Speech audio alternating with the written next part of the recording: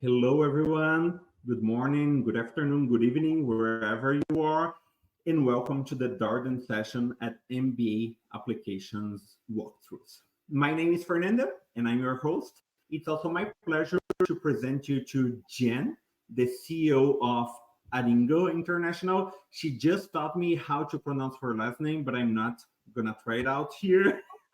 We were just saying it's both of our third session today, but it's extra special for me because I'm a UVA Darden grad, just graduated 2 months ago. And here we will begin with a quick overview of the application and critical information that you need to know to be successful in your applications for this wonderful school.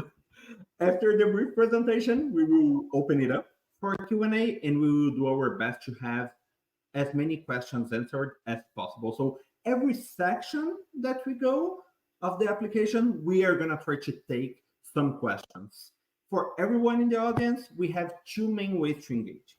One is through the chat to your right, where you can talk about the session or you can just discuss what's being said.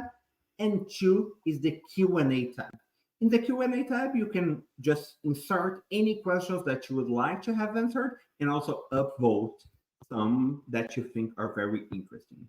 And now, with that, I will turn it over to Jen. Thank you so much for being here, Jen. Awesome. Thanks, Fernando. And again, congratulations on your alumni status at UVA Darton. So I'm very excited about walking through the Darton MBA application. So as Fernando referenced, today we're going through the application and talking about the technical side of it. If you join us on August 10th, we're going to do a deep dive into the essays and go through more specifically about each one of the essays for these specific schools. So come back and join us for the application, not the application, but the essay workshop on August 10th with GMAT Club, and we'll see you here. So generically speaking, every MBA program is going to give you information about their program as you start the actual application itself. But Darton is even more special because they tell you exactly what they want. So once you fill out the form saying that you want to start your application, you'll come to this page and you'll click on your MBA application for the full-time MBA program, and then you can select whether you want to. I don't know if you can see my pop-up or not. Sometimes you can't. Okay, yeah, you can. So you can choose whether you want to do the early action, and Darton is special for this, or if you want to do round 1, 2, or 3, and you can always change this. You don't have to stick to it. So, be okay with that. So as we get started, Donna Clark is here. She's going to give you a great overview of Darton and the application herself.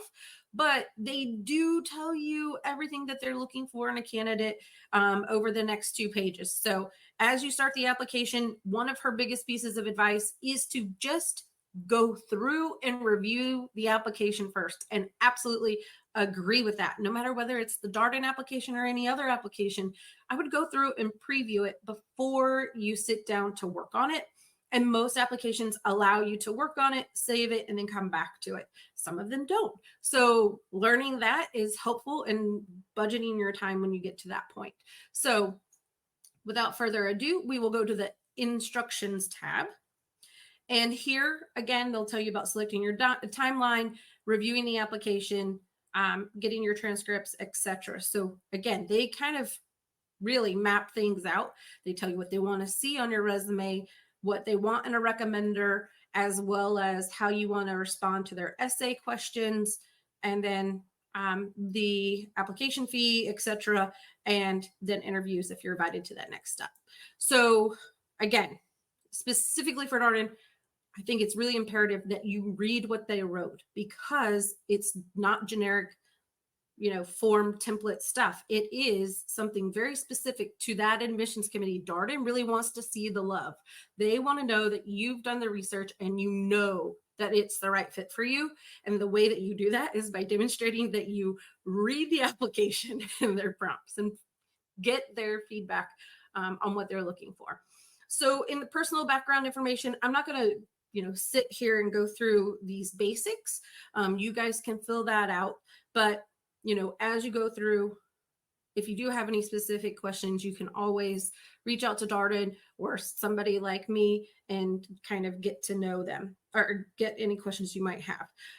So the next thing that I would say is important is that it'll ask you if you are active duty military, what branch of service. And so if you are, then you want to make sure you include that.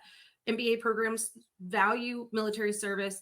And then they also allow you, if you served or are serving as a military officer in international military. So, it's not just the US. So a couple of schools, they're only concerned about US military, but Darton gives you that space to recognize your military experience. And then they also allow you to get a military application fee waiver. All right. So now we will go into the family information. Again, not too much that, you need to know on this side of things. A lot of people ask me, do I need to fill out this information? Is it pertinent? And so this is where Darton, again, shows you what they want to know about. They're saying that if you share this with them, it gives them context surrounding each applicant's narrative and the impact of their unique life experiences and to show your resilience. So, you have the opportunity to share more about you and your background and give them some context on who you are. All right. So, next thing that I wanted to talk about is, I was making sure I don't have anything else on here that I need to look at that was of specific interest. Fernando, any questions that are relevant to anything I just jumped through really quickly? No, not for now, Jen. We do have some questions about work experience and resume, but we can talk about that later on a bit. Okay, perfect. All right, so now jumping into the program information. It will ask you, have you previously applied? And if you have, then it's going to give you these prompts. Each one of these applications are going to be dynamic.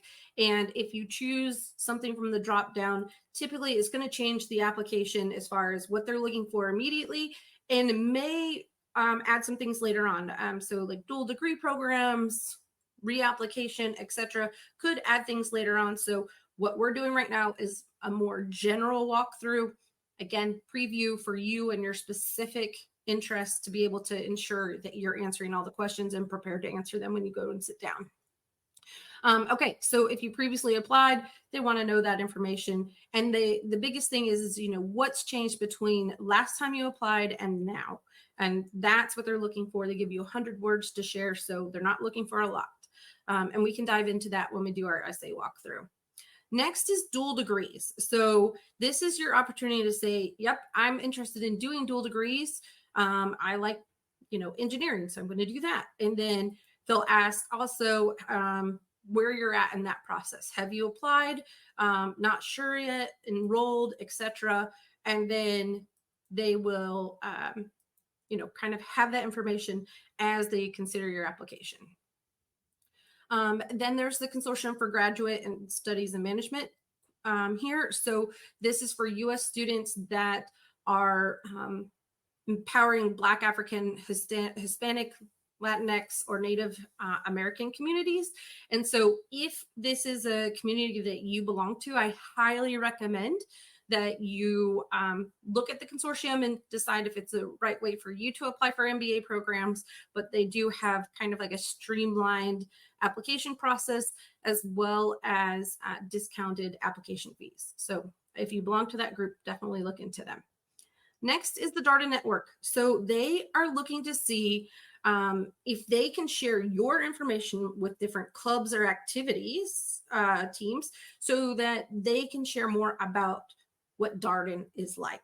with you. So one, it educates you. Two, it tells you more about the community and hopefully makes you want to apply, which obviously you're here now. So they want you to complete your application and hopefully come in and actually attend the program. So they might actually use this information during the yield part of the application process after you're admitted to try to make sure that you get what you need from the MBA program. Okay, then they ask you about how you heard about Darton, what sources influenced your decision, etc.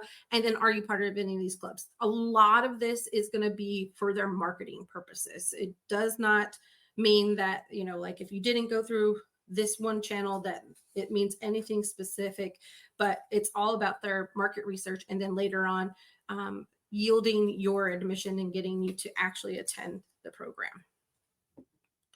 All right, so now we're going to move on to professional experience. If you see me looking down, I've got notes to make sure that I'm hitting all the highlights here on these pages.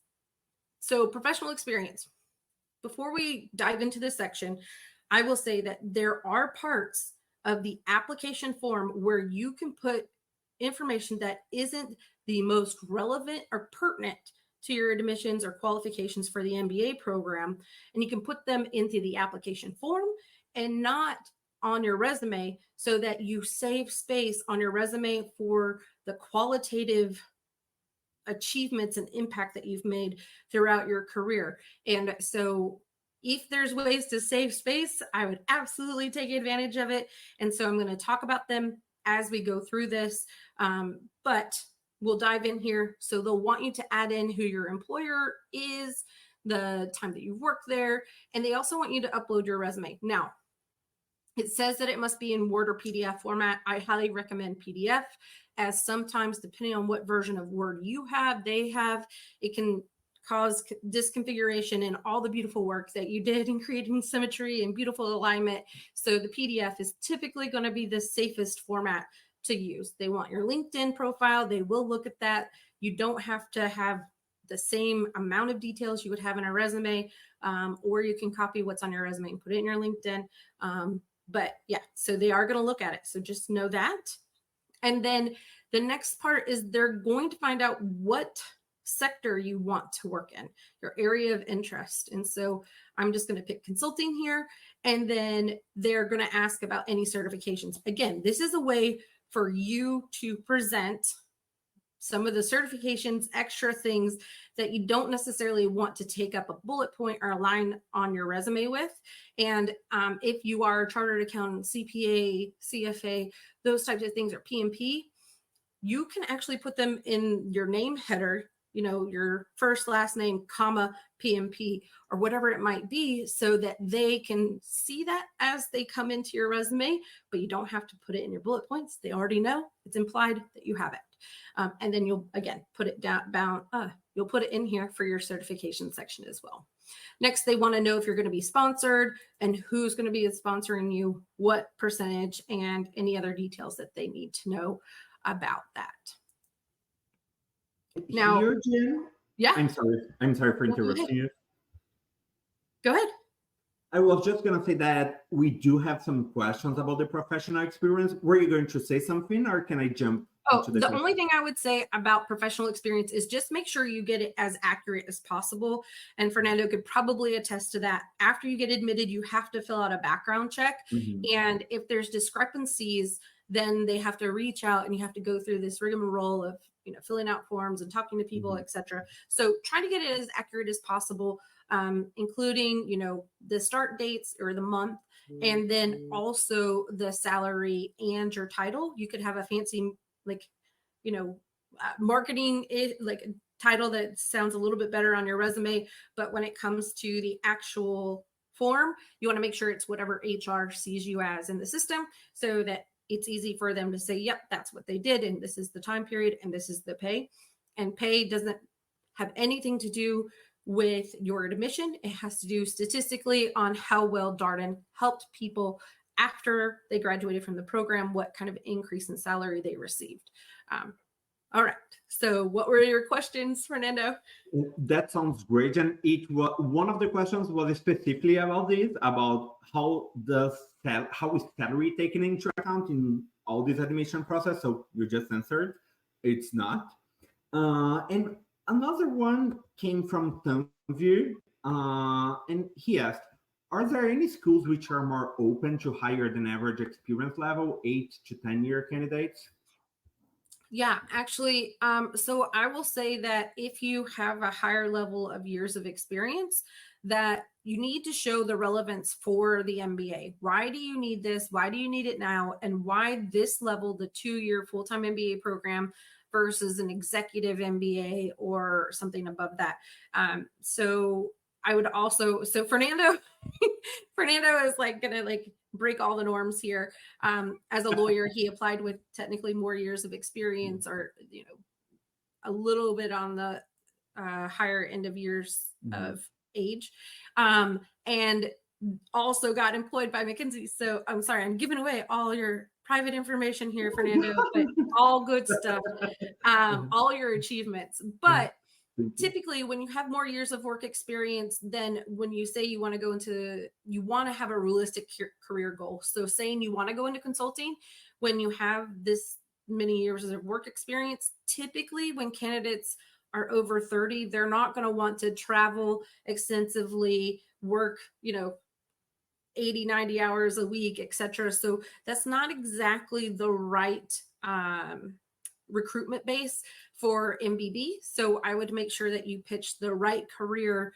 progression for you versus maybe something saying you want to go into MBB, because then it shows you haven't exactly done your research. Obviously, everybody who goes into the MBA is typically going to try out for MBB. They're going to put their name in the hat, but they know that. They know everybody is going to want to try for it, and that's okay. But, let's have some realistic short-term, long-term goals as well. And just one question: am I frozen here to use my camera, Jen, or no?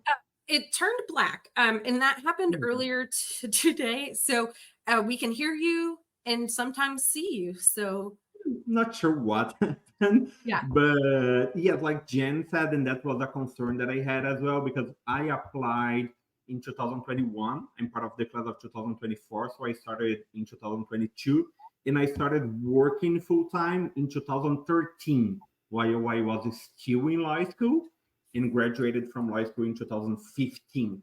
So till my start, 2022, you can do the math there and see that I was on the higher end of professional experience. And as Jen said, also age wise, I started the MBA at 29. And I do have a friend from my class who went to the MBA. She started it, she was, I think, 36 or 37. And she went to banking. So it's indeed, like Jen said, all about how you put that out. In her example, her essays talked a lot about how she decided to delay those plans because she had 2 kids and her husband went to the MBA. So now was her time to do that. And she's a great person, also going to be a great professional now. She just went to JP Morgan. So indeed, like Jen said perfectly, it's all about how you put that. And one other question, Jen, that we have about this one topic before we move forward comes from Samir. And the question is, how could I showcase my work experience in family business if I don't have any other professional work experience? Oh man, MBA programs love family business experience, especially if that's what your career has been. They want to see, that experience, because typically if you're coming from family business, you have a lot more investment in the company, as well as potentially you've worn a lot of hats more than a typical person in that would have like a typical role with boundaries. They, one day you might be working with clients, the next day you might have to sweep the back office, right? So they like to hear about this, they like to hear about this background, and so you want to put it on your resume. And it's okay that if your dates are predating your graduation from your undergrad degree, that's okay too. And be realistic on your actual resume and in your employment history. Put what it really physically was, unless you're like 15 or like 9, 10 years old, right? Like you don't want to put that, but when you professionally started working for the company. And then you want to showcase that in your application. And then we can talk about this when we come to recommendation letters, that you may have to be a little bit strategic in choosing somebody that's not related to you for that LOR. Perfect. Thank you so much, Jen. Feel free to go ahead. I think those were the main questions about professional experience. Yeah, and I see, Neha, you had a question about the resume text and format. So some schools will tell you what they want, but for the most part, you want to do 11-point font, maybe 10-point font, but that would be the like smallest. And then you also, I typically prefer sans serif type fonts, kind of like what you see here. But what you see here, like, because it doesn't have the extra little things on it to make it easy to read on the screen. But there's usually no specific thing, except for most of the time, a full-time MBA program is going to be looking for candidates that only have a one-page resume. So try to, squeeze down, use the form to put some superfluous stuff in there, so that you get to have a one-page resume as well. Okay. All right. So now we're going to move on to academic history. So on this side, it's going to be a little bit boring of adding different schools that you've attended, the classes, etc. You're going to need to upload your transcripts. They're going to be unofficial, so that they can see everything and be able to look at your grades for individual classes and your GPA and all that. Then they also are looking for, and this is specific to Darton, not every school is asking for this, but they're looking at your non-degree course completion certificates. So, if you completed some certificates like on LinkedIn or Coursera or something like that, you can, if you did a lot on LinkedIn, don't do an individual certificate for each of them. Maybe like, the summary page that you can get from LinkedIn or something like that, that you can upload that here. You can also do that in the non-degree coursework section. You can add the coursework.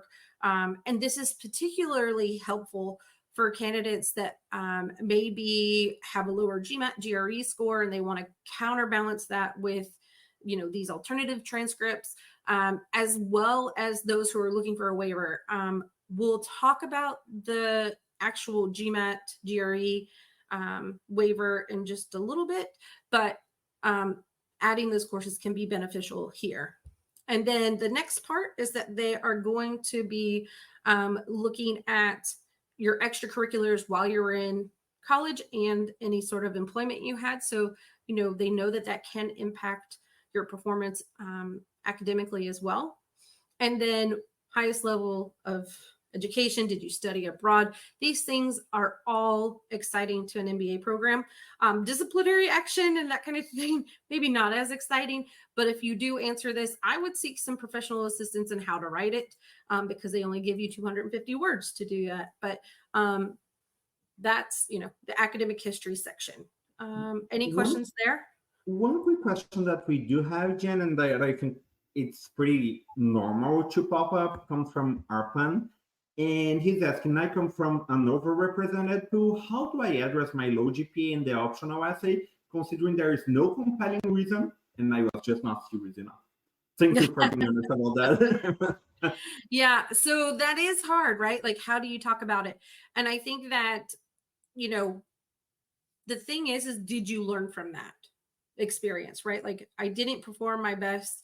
I know that it didn't, serve me well to, not necessarily care as much, or maybe your degree wasn't something you were most interested in. You were pushed into going to engineering or the medical field, but your heart is in marketing. Maybe that's, maybe you can do a little soul searching and see if there was maybe something like that, and write that in the optional essay. But, the bigger thing that an MBA admissions team is looking for is I learned something from a mistake I made. So I didn't put in enough work or initiative during my undergrad, and I've learned from this and have made up for it 3 times as a professional by, working 80, 90-hour work weeks and, being involved in X, Y, and Z.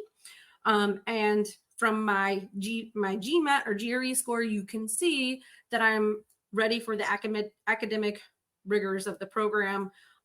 This is now something I'm choosing to do versus what others chose for me to do, something like that.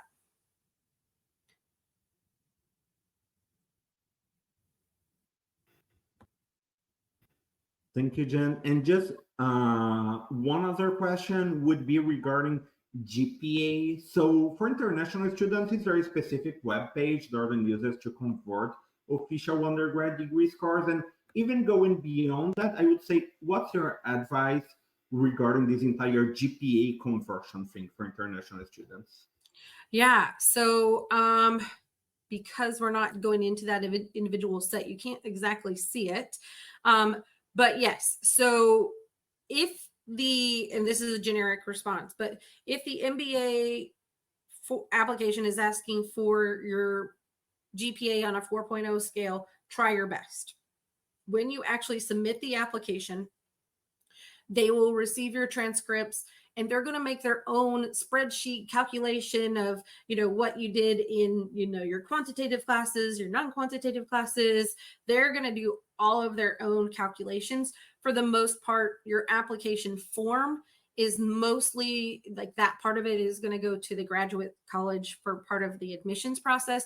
But whenever the business school is reviewing it, they have all of their own calculations. So don't feel like, like that you're going to be slighted because you're like, oh, like on a 10 scale, I have, an 8.9, but when we move that to like a 4.0, it's closer to like a 3 something. Like whatever that might be, they are familiar. They are familiar with international transcripts from every country, and they know that the CGPA 1 is not the same kind of scale. 2, they also know that outside of the US, like a 4.0 out of a 4.0 is not as typical.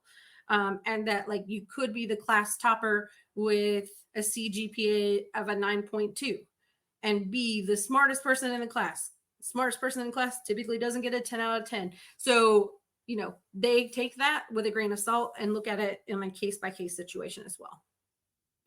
Thank you so much. And yeah, I think we can move forward. We have 17 more minutes. Yes. Okay, awesome. So test scores. So they're going to ask you to submit your test scores here. They have a caveat about, that they do look for GMAT, GRE, or the executive assessment. And then there is a test waiver. And so that part I skipped over, and I will go back to it. Before we end our session today, it's at the very beginning of the actual application process. It's a little bit separate kind of process itself, but we'll go over it at the end. And then if you're an international student, it does require an English proficiency unless you graduated from a school that this instruction was English. If you have specific questions about your school, you can usually look at the FAQs, or you can always ask the school as well. So here's the next part about this exam. They're going to ask you how many times you took the exam itself. And I would be honest, because the testing companies like GMAC have systems for the school to go in, they log in and they look at your official score before, you have to send in the official one to confirm. Like you've shared what you've written in your application is the same as what it is in their system. And with that being said, they'll also be able to see how many times you attempted it, not if it's like you discarded a score or whatever, but they can't see that information. So you'll want to make sure you're accurate in that as well. All right. So next section is the essays. Yay, all the fun parts. So again, Darton does a really great job of telling you what they want to hear about. So, heed their instructions. This isn't generic what you would tell any business school. This is what you would tell Darton. And again, we're not going to jump too much into the content, but, you'll see that, there are word counts and text boxes here. So instead of uploading individual documents, etc., they want you to copy and paste it in here. So I highly advise that you write your statement in Word doc, something that has, spelling, grammar, proofing, availability on it. Don't just check, depend on Grammarly to help you with everything on this part of the application. Write it somewhere else, copy and paste it in here, make sure it still meets the word requirements, and you're good to go. Same thing here with their inclusive impact. Review the different parts of the university and their commitment to diversity, etc., before you go and write that. Careers with purpose. Again, they are giving you everything you need to know before you write these essays. So the next thing that they want are letters of recommendation, or one for Darton.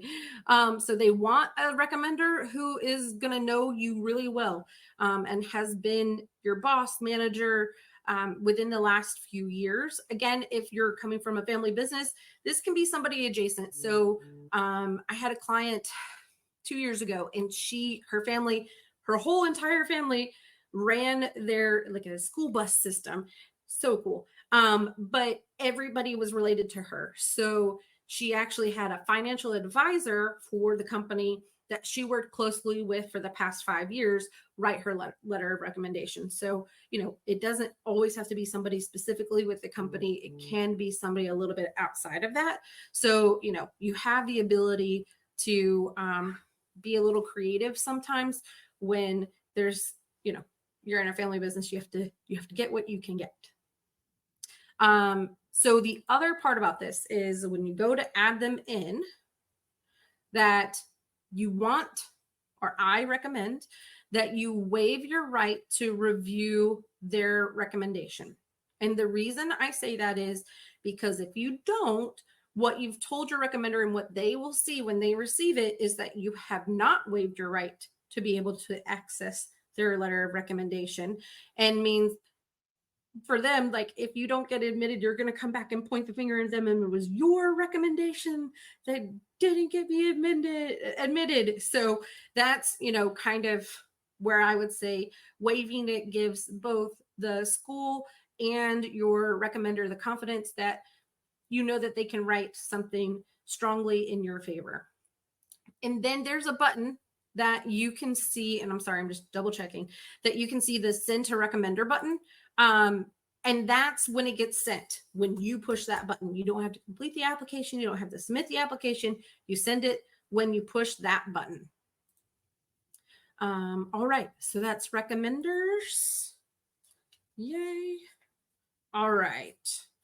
Next is going to be interests. So the great thing is that you have the ability to add up to 10 different organizations that you are interested in, or that you're part of, in here, like in the actual form. And so again, you want to maximize what you put on your resume to be something that needs to be featured, something that highlights your leadership experience, your international relations, cultural difference, like these types of things. If you were, part of a club during college, it's not as relevant as what you're doing as a professional today, unless like you founded the organization and you continue to mentor it, etc. But this gives you the opportunity to add these activities. This is, a really great opportunity. So the next thing is hobbies. So hobbies are awesome, and it gives you a great time or a great space for you to be unique and fun. So you can share those things here. Like I like to scuba dive in every country that I visit. Fantastic. So far, I've visited 7, right? Like whatever you can do to make that 10 words count. And then again, this moment for Darton, they're telling you, we want to make sure that you want to be here. So we want you to research Charlottesville and tell us why you want to be here. And I'm sure if you reach out to Fernando, he can tell you 1,000 things that are exciting about being in Charlottesville that aren't in this video. So here's my highest recommendation is obviously watch the video, but do research on Charlottesville to determine what is it that is going to attract you the most to it. There's gardens, there's hikes, you're in the Blue Ridge Mountains, you're in the Shenandoah Valley. There's so many cool things that you can do there. wineries, breweries, all like, and it's a college town. There's this amazing donut shop. Like, you can really customize this to fit you. And this is where you're going to show them, again, you're going to show them the Darton love by showing them that you've done your research on Charlottesville.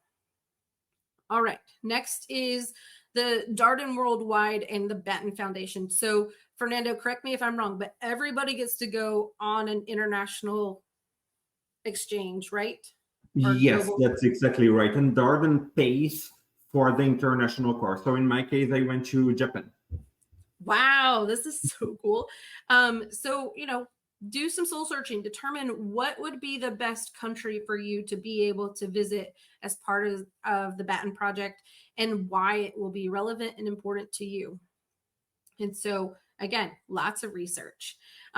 Darton Organizations and Club. This section is a great time for you to show where your interest lies in your college experience, or I say college, but your MBA experience. And so choosing different clubs that are the most interesting to you. And it does say, check all that apply. So I wouldn't check every single club, but I would check the ones that are relevant to you and don't hold back, right? Like, so especially like with religious or cultural associations, those clubs you can be part of while you're doing, you know, leadership in the energy club or the entrepreneurship club.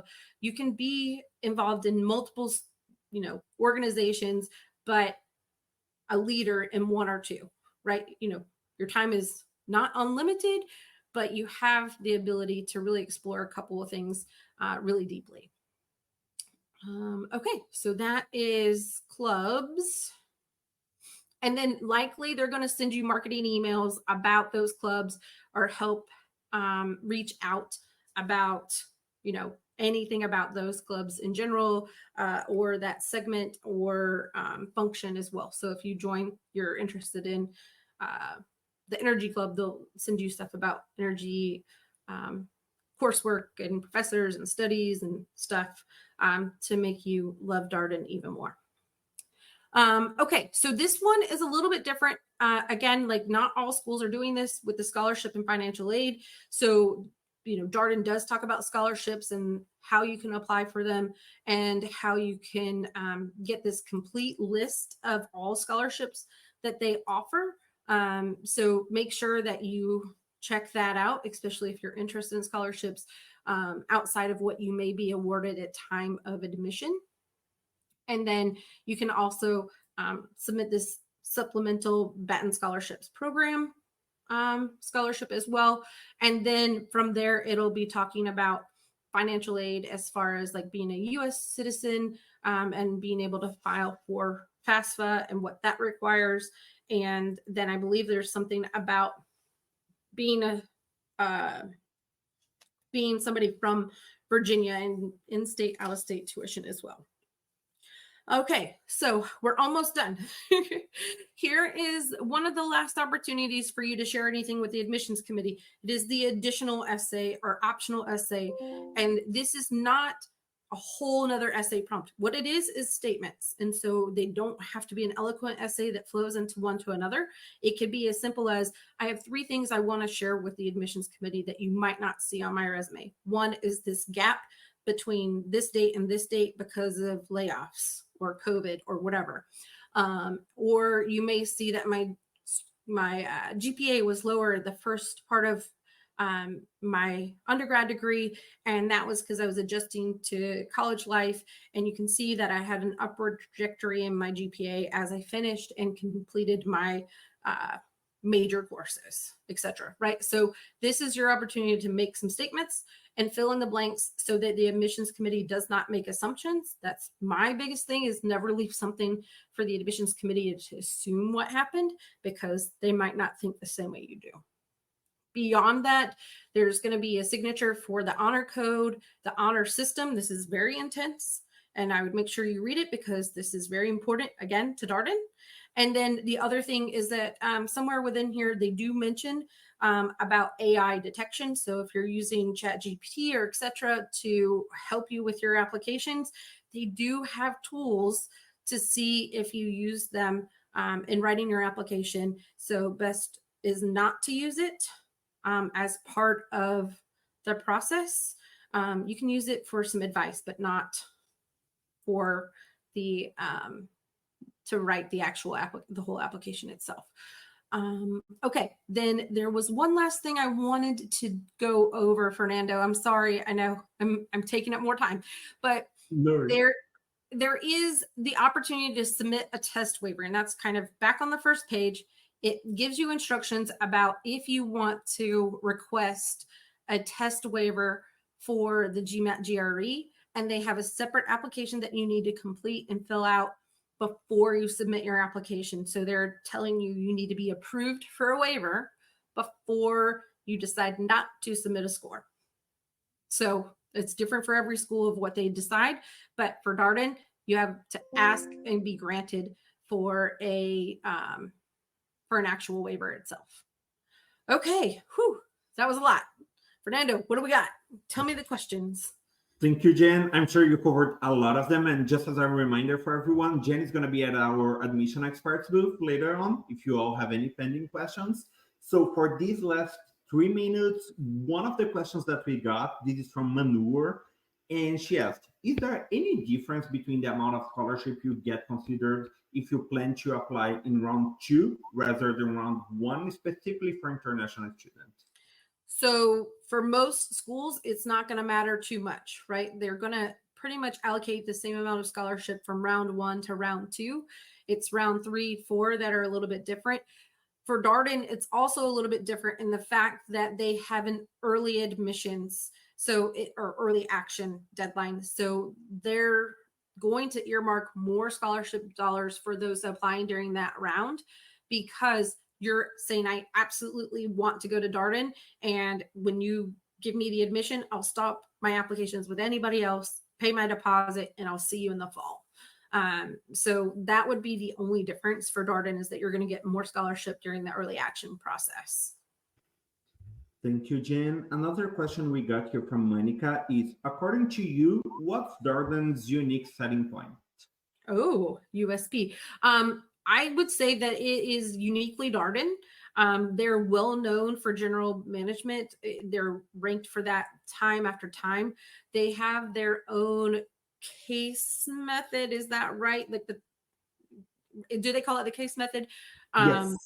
And then they have a distinctive international network that they, if you read anything on their website, these are all the things that are their biggest selling points.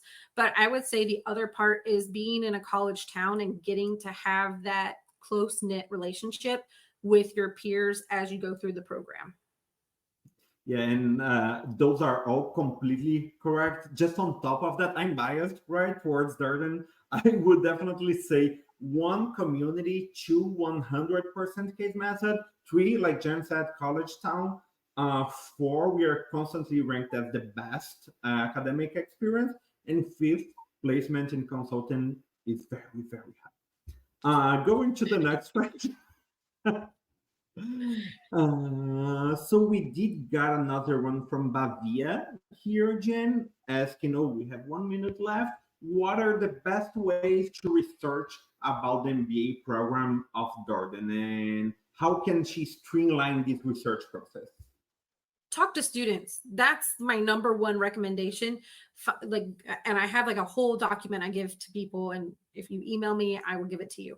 But it's talk to the students that are part of the clubs or different parts that you're most interested in the MBA program, and they're going to give you the best way to see how it's a good fit or not.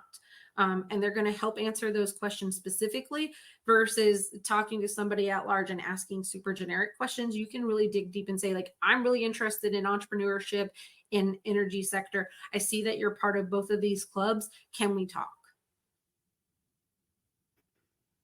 So that's it.